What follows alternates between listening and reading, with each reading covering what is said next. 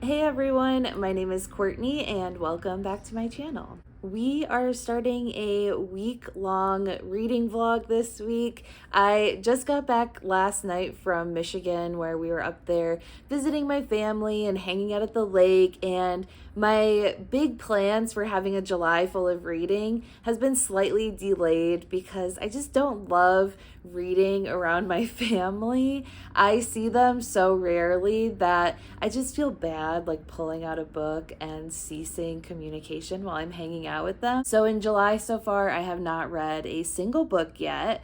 I would love to participate in the Summer Splash reading challenge, read along, readathon. I'll put the official little bingo sheet here, but I was really looking forward to doing that. And so for the next 3 weeks, we are going to have weekly reading vlogs, and I am going to try and fill in as many spaces on my little bingo sheet as I can. I have not given up hope on July yet. I think that this is still going to be a really great reading month for me, and especially because I have a big move coming up in a couple of weeks. It's really my last month of reading before August is filled with like packing and moving to a completely different state and getting established at our house. I'm still hoping to do some reading, so it's going to be like a really great way for me to unwind mentally and just like check out of the stress of it all for a minute. But my reading will probably not be as intensive as it is going to be this month. In this week's vlog, I am hopefully going to be finishing Notes on Your Sudden Disappearance by Allison S. Patch. Hopefully today. I've got about 30 minutes left of reading time for that book, and I am just really loving it. I have waited 10 plus years for an Allison S. Patch book. I really loved her novel, The Adults, and I don't remember that much about it, but my Goodreads review basically says, "This book is so good, it makes me never want to read a book again." And Notes on Your Sudden Disappearance is also just incredible. There's something about Allison S. Patch's writing style that really speaks to me. She just really beautifully captures what it's like to be a teenager and how it is easy to just fall in love over the phone or on the internet, and you just have these really deep conversations that can last all night. And when you're just at that age that you see everything and you understand everything and your feelings are so dynamic and complex, but nobody ever gives you credit for that or notices you noticing them. We're following Sally. We start her story. She's like in middle school, I think. And she has this really strong bond with her sister, and she's kind of always trailing her around, and also is like in love with her sister's boyfriend, who's this like handsome basketball player, this kind of all-American high school student. And when her sister dies, she just obviously becomes disconnected from life in a way. Her family is really struggling as they grieve the loss of her, and Sally finds herself kind of connecting more deeply with her sister's boyfriend Billy and this like shared trauma that they have over the death of her sister. It's so emotional. There's just something about Allison S. Patch's writing that really connects you to the characters. It feels like a real family that you're reading about. Like, I've wanted to Google the family to make sure that they're okay after this tragedy and like beyond the pages of this book. And they just feel so fully fleshed out, and it's a book that was worth the wait. Really looking forward to finishing that today. And once I finish that will cross off the box for the book read by a woman author. And after that, I'm going to be moving into Book Lovers by Emily Henry. And this, I think, would fill the bingo space for a book with yellow on the cover. I've never read an Emily Henry book before, and I am curious to see what I'm going to think about this, because it seems like a lot of the YouTubers that I follow that read primarily romance do not like this book. and the YouTubers that I follow who read a lot of like literary fiction love this book. So I'm curious to see like why that is, like if it's the characters, if it's the writing, what makes some people connect to it more than others. So I am really looking forward to this. I don't know that much about it. I just know it is about a woman who works in the publishing industry, and she goes on a trip with her sister, and she has maybe an enemy who's also in the publishing industry. I'm assuming there's a romance that happens, so I'm not going too deeply into the synopsis, but this sounds like it'll be a great summer read. And the next 3 weeks are dedicated to Xing out those bingo squares, so I am very much looking forward to it. For today, it is Monday. I am going to be working a lot today. It's a very, very busy work day. It's going to be raining, so I'm hoping to do a lot of reading, and we just have to do a lot of laundry and unpacking from our trip. So that is all I've got for you for right now. I hope you guys enjoy the following vlog and the week that is to come, and hopefully we get at least this book read. And maybe we'll do some crafts too to kind of cross off those other bingo squares.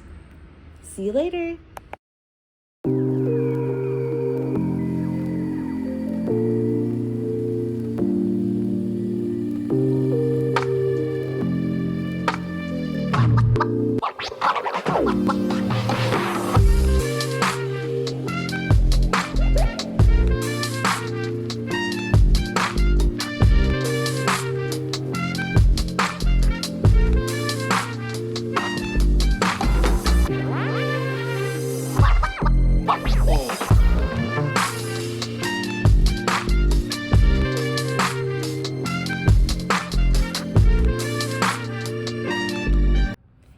Good morning, everyone. Happy Tuesday. I have some updates. I am moving a little bit slow this morning. That glass of wine that you saw me pour last night, that was number 2 of 3. I don't know who I thought I was last night, thinking that I could be the person to drink a bottle of wine by myself anymore, but I went for it. And I didn't regret it in the morning, and I don't necessarily regret it now, but I'm just not that girly anymore. I can't drink a whole bottle of wine. That blackberry wine is from my hometown.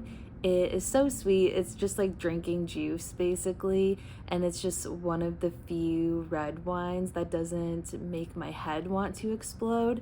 So I was just having a time last night. I started reading Book Lovers, and I'm already really enjoying it. I'm only about 40 pages in. It's also already a book that I've recommended to my mom. I have a strong feeling she will also love it because she loves Hallmark movies and like those really cheesy romances. And this has already acknowledged the trope several times of like big city professional goes to a small town and they meet the local that changes their life and makes them fall in love and want to slow down. So it's very much already that vibe. We have Nora, and she's a literary agent who is just constantly working. She just had a book hit the big time, like movie deal and all of that. She's running herself to the ground, basically. She's just gotten dumped again. She has a really hard time holding on to relationships, and her sister like basically begs her to go on a month-long vacation during the lull in publishing at the end of the summer. So they go to this small town that is the setting of the book that Nora had just recently sold. I love the sister dynamic. I think that their relationship is super sweet, and I'm already like fan casting everyone in my mind. I think for Nora, currently I'm seeing Florence Pugh. I know she's like a little bit younger, a little bit shorter than Nora is allegedly, but I could just see her being this sort of like aggressive, professional, but fun and loving character. And I think for Charlie, who has kind of been set up as Nora's like arch nemesis so far, I kind of see him as like a Penn Badgley, and I think that they would look really cute together. So Hollywood. If you need casting help, call me. But I did start Book Lovers because I finished Notes on Your Sudden Disappearance yesterday. I gave that a 5-star. I just loved it so much. I am thinking that I'll reread The Adult soon for a vlog similar to my Just Kids Patti Smith one. I just like loved the writing so much. I think I forgot to mention that the book was written in a second person storytelling style. So she is addressing the book to her sister. So it's almost like she's telling her sister about what their relationship meant to her, and then also the fallout after her death and what life has been like without her. And I think the way that Allison Espach writes about grief is just so beautiful and obviously emotional and sad. And so I think that second person really lends well to that. I feel like when you lose someone, you are thinking about them like they're still alive, or like you want to tell them everything. And like, can you tell I'm getting emotional talking about it? So I think that like emotional payoff is just so rich, and like it just gets you. Like I was just gotten in that book. And then towards the end, the ending is not quite as final as I would like it to be. I'm able to make a lot of assumptions on what is happening to the characters and how everyone is going to turn out.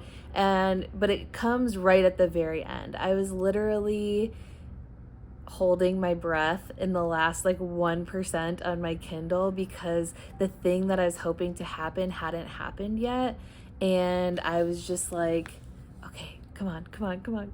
And so when I finally got that payoff, it was so satisfying. But I just wanted the book to go maybe a little bit further to really see how that paid off.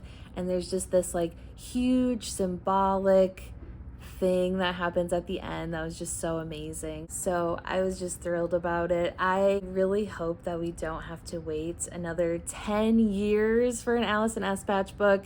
I'm not going to hold my breath, but I am really hoping that maybe we'll see one sooner rather than later. And I also just can't believe that hardly anyone is talking about this book. Like, I would not have known that Notes on Your Sudden Disappearance was coming out if I hadn't watched Haley Hughes's channel, and she mentioned it in her June TBR, and I haven't seen anyone mention it since. So if you have also never heard of this book, please do yourself a favor, go to your local bookstore and order it, because it's so amazing. It just deserves all the attention that it can get. And by finishing Notes on Your Sudden Disappearance, I am officially on the Summer Splash bingo card for the book written by a woman. This book has yellow on the cover, so I'm making my way. I think today I'm also going to try and film a July TBR / Summer Splash TBR, so we can kind of map out what we're getting into this month, and I'm just really looking forward to it. I feel like my reading mojo is like back. I missed it while I was away on vacation, and so I'm hoping that tonight I'll be able to do some reading sprints. I think the Summer Splash Instagram is hosting one this evening, so I'll probably do that. We have to do some shopping at Costco, and I need to start packing up my damn apartment. So I am hoping to get some things done today and just try not to succumb to being like so totally lazy after being someone who thought she could drink a whole bottle of wine. See you later.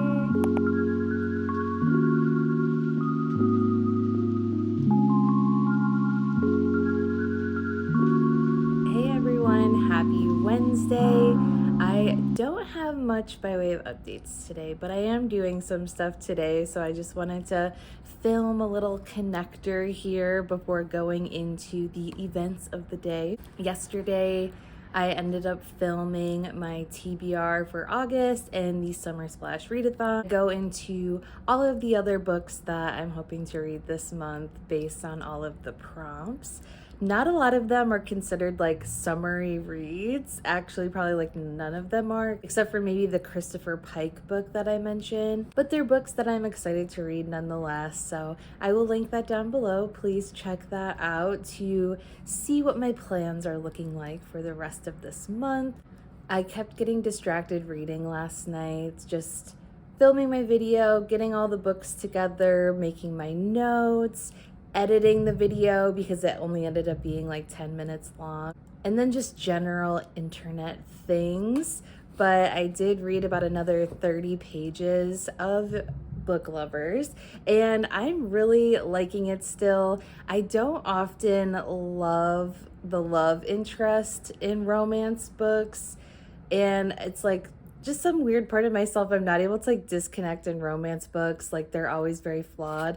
The chemistry between both of these characters though is just so good. I really like both of them and I like them together. So I am rooting for them. The love interest is very charming. The setting of this small North Carolina town is very charming. And we've kind of had moments of connection, but now there's like some regrets and like they're trying to move on from it for the sake of being professional. But we all know that's not going to last very long. So I'm hoping to get more reading time in today. Once Wolf wakes up from his nap, we're going to meet one of my friends for lunch. And then we're going to be picking up my husband from work to do some shopping that we didn't do yesterday. So I am hoping that like during Wolf's second nap, I can do more reading, and that this evening I can focus, buckle down, really read some more. I would definitely love to get past the 200 page mark at least today, possibly further. So I really got to buckle down, really focus, and hopefully get to all of these awesome books that I want to read this month. That's all I've got. See ya.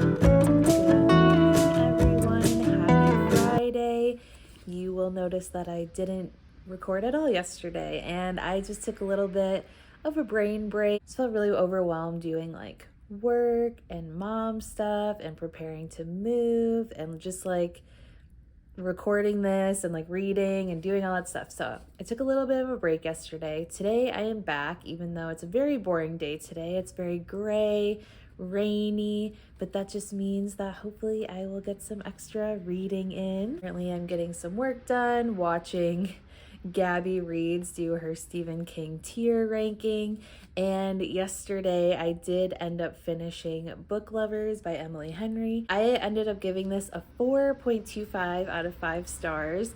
The only reason I didn't give it a 5 is because while I really liked it and really enjoyed my reading experience, it's just like one of those books that I don't think is going to go down in history as like one of my all-time favorites. It's just one where like I could see myself in like 3 years remembering that it was cute but not having like a significant impact. But as far as like romance books goes, this is probably one of the favorite ones that I've read. And I think that when people talk about slow burn romance, like this should be at the top of what they're talking about. Like I remember when I read From Lukov with Love, I was like so disappointed because everybody said it was this slow burn romance, and like there was no romance for like 300 to 400 pages, and like all of the romance happens at like the very end, and like all of the steam is like one page. And I just feel like in a slow burn, like during the slow burn, you should be falling in love with the characters, you should be rooting for them, you should be like holding your breath waiting for them to get together. And in this one I really was. There are interesting subplots, the characters, they're fully realized. That's another issue I often have with like romance books, is that the characters end up feeling very like flat, like two-dimensional. There's like one cornerstone to their personality and the whole book is built off of that one thing. I thought that Nora and Charlie were very complex. Their motivations made sense. Their quirks made sense. Their anxieties made sense. Even like the side characters like Libby, Nora's sister, she also made sense, and I think really complemented Nora and all of the things about herself that she was struggling with. And it really wasn't predictable for me. I don't know if maybe I just wasn't thinking that hard about it because it seemed like a pretty like straightforward book. But Nora is trying to figure out why her and Libby have been drifting apart over the last couple of years. She really feels like her sister's holding her at a distance and she can't figure out why. And then now they're on this trip together and she's acting a little strange. She feels like there's some secret being kept from her and like she has her hunches, but at no point did I ever think that it was something different. And so like when that reveal happens, I was surprised and I had no idea, but it like all made sense together. And same with Nora and Charlie. You know, you expect them to end up together and like maybe they do. I'm not going to spoil it, but at no point until the end, obviously, did that feel like a guaranteed thing to me, which I really liked.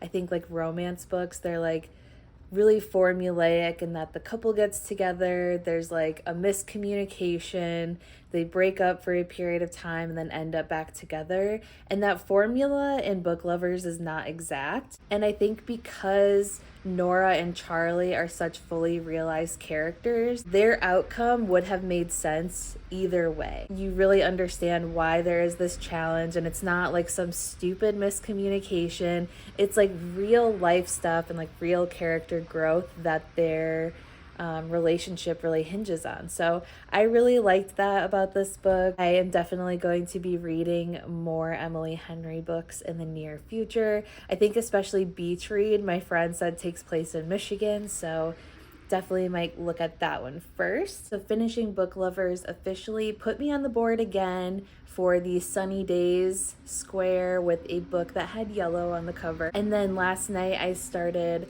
Fall into Darkness by Christopher Pike, which is for the rereading a childhood favorite square. Like I said in my July TBR, I read this book for the first time when I was in like 6th grade maybe, and I read it on a summer vacation out to South Dakota. And Christopher Pike was kind of like a teen thriller author in the 90s. I feel like he was kind of like the next step up from R.L. Stine, and I particularly loved his books because there'd be like a lot of kissing, which when you're like 12 or 13, it's like everything to read about. And so far, I just read the prologue. It's kind of a long prologue for such a short book. We are following Sharon, and she is currently on trial and she's accused of murdering her best friend Anne. She says that it was an accident and that Anne kind of just threw herself off the cliff, but everybody says that they heard them fighting and that is why she's on trial for murder, because they think that Sharon pushed her. I am excited to kind of see how it unfolds. It's very much giving like courtroom legal thriller at the moment, and it's like reading it as an adult, it's like, is this how court and law works? But I guess to a teenager it's like very high stakes reading right now. And that's all the updates I've got. I'm gonna hopefully get some more reading in. It's, like I said, a very rainy day, which I think is perfect for a little summery thriller. My husband and I have very much been sucked into watching The Bear on Hulu. And I think it's like a show that I'm glad I'm watching now, because I think if we had started watching it in Michigan, I would really just end up missing Chicago a lot. And the other night we also watched The Girl in the Picture on Netflix, which like is probably one of the craziest stories in a true crime documentary that I've heard recently. So if you like true crime, definitely watch that. And I've also like just really been reading a lot of articles about Delia Owens, like the author of Where the Crawdads Sing. I hear people say this on TikTok, so I'm going to say it to like hypothetically cover my ass. This is for educational purposes, no hate. But did you guys know that Delia Owens is like being investigated for murder? I don't know how Reese Witherspoon didn't figure this out, because there was an article written about it like over 10 years ago in the New Yorker. Basically, her husband is suspected of having murdered a poacher. Like they lived in Africa, they were big like conservationists, and like her husband had essentially like created a mini militia of people to watch out for poachers with them. And so like officials in Zambia think that her husband is responsible for the murder of this poacher that was actually like recorded and filmed on ABC News. And like shortly after this happened, they left the country, they came back to the United States, and this is still like a cold case investigation. They've never found the body, they never identified the poacher, they never officially made any arrests. And now, of course, like Where the Crawdads Sing is such like a major book. Everybody has read it. I personally actually did like that book. And now it's going to be a movie. I think it comes out today. And she's just out here like being wanted for questioning in a murder that her husband possibly did. Absolutely bonkers. Definitely recommend reading the articles. I'll link them down below. There's one from the New Yorker a long time ago, and then the writer of the New Yorker article wrote like a follow-up for the Atlantic about how like, yeah, this girl is like still wanted for murder. And especially like based like with the subject matter of Where the Crawdads Sing, it's like especially like, it reminds me of that woman who wrote like How to Kill Your Husband and then like killed her husband. It's kind of like the same vibe. So definitely recommend checking out those stories for your weekend. I am probably going to vlog for today, tomorrow, possibly Sunday, and then hopefully have this up for you guys on Monday. I will see you tomorrow.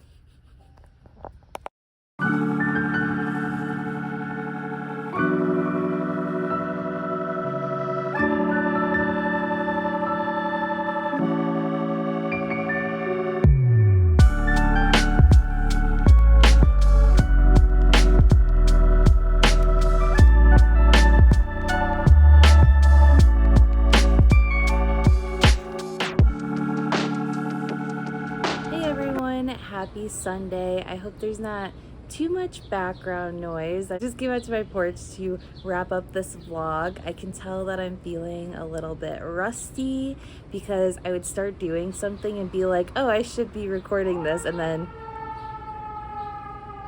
I would just completely forget to do that. So bear with me. Like I said, I'm going to be vlogging the rest of the weeks in July, so there's more to come. The vlog that I'm starting tomorrow will probably be a little bit more interesting. I've gotten some good rest this week, so my mental health is starting to feel a little bit better. And I think tomorrow I am getting tattooed. I'm getting my hair cut this week, so it will be a little bit more exciting. Last night I did end up finishing Fall into Darkness by Christopher Pike. With that, I was able to fill in the third square on the Summer Splash readathon bingo sheet in the Roots box, and that was for reading a book that was a childhood favorite. And I definitely think that this book should have stayed in childhood. There were, for starters, just some moments that were kind of cringe to me, with like Christopher Pike being a grown man writing these like high school students. He describes one of them as having this face that's innocent as a lamb in one minute and ready for a night of pleasure in the next. And I'm like, okay, sir, you like middle-aged man writing these like pervy things about like teenage girls. And so we have this girl, and she's trying to frame her supposed best friend for her murder by faking her own death as she like jumps off a cliff. And she wants everybody to think that Sharon is the one that pushed her off. And then she wants Sharon to go through this lengthy trial and get into all this trouble and go to jail. And at one point throughout the book, you know, she has this elaborate setup where she has to hook up a rope in the rock. She's learning how to rock climb. She's got herself connected to like 2 ropes. And it's like this insane process that like gets her to Mexico. And that's where she's hoping to end up to ride out her like faked death. And you kind of have this thought of like, well, why wouldn't she just kill this girl? Like, if it's so easy for her to fake her own death, why couldn't she just like kill this girl and make it seem like an accident? And then to make it even worse, the girl like has that same thought like 3/4 of the way through the book, where she was like, yeah, why didn't I just do that? And hearing her say that out loud just makes it like so much worse. I can say that I can see why I love this so much, like as a young adult, like 13 years old.